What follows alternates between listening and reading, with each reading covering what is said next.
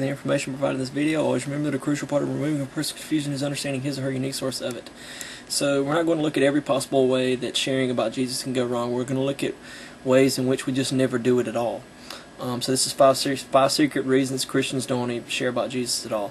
Reason number one is TMI, too much information. Basically, you've got too many ideas. It's like having too much stuff. You can't find the right one when you're looking for it.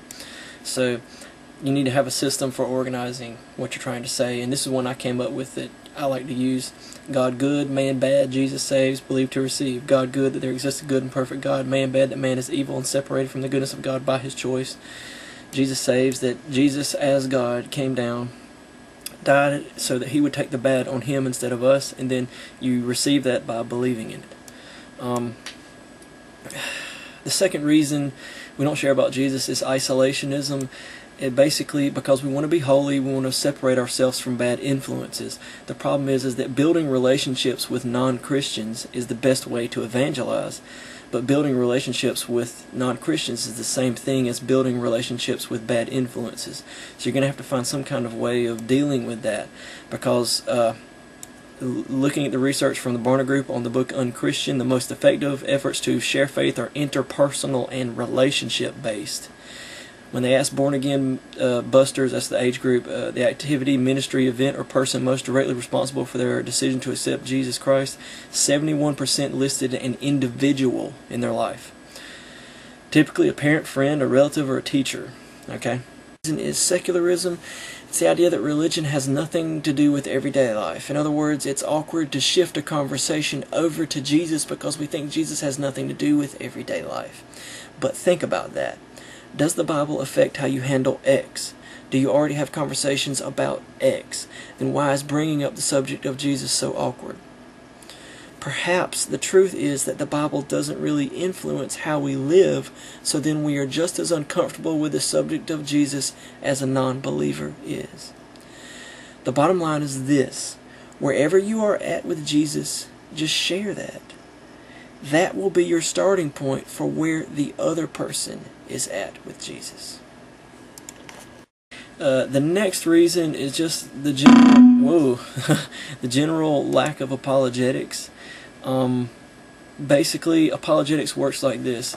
The Bible says that there's good evidence looking at creation. You can tell there's a God. You can tell your need for Him. So no one rejects out of a lack of evidence. But that when you reject out of a hard heart, it's not easy to stay that way. So you create things in your mind to make yourself feel smart and right for not being a Christian. Basically, intellectual sounding confusion to make you feel smart and confident and right. Okay, so apologetics is about removing that confusion so you can get back to dealing with the hard heart issues and not pretend that it's all, about reasoning and stuff, because that's really just a smokescreen. But the thing is, if Christians don't do apologetics, they don't remove that sort of anti-Jesus confusion. Things like, well, there's no evidence for God when there really is, or how could there be a God if there's so much evil in the world, or something like that.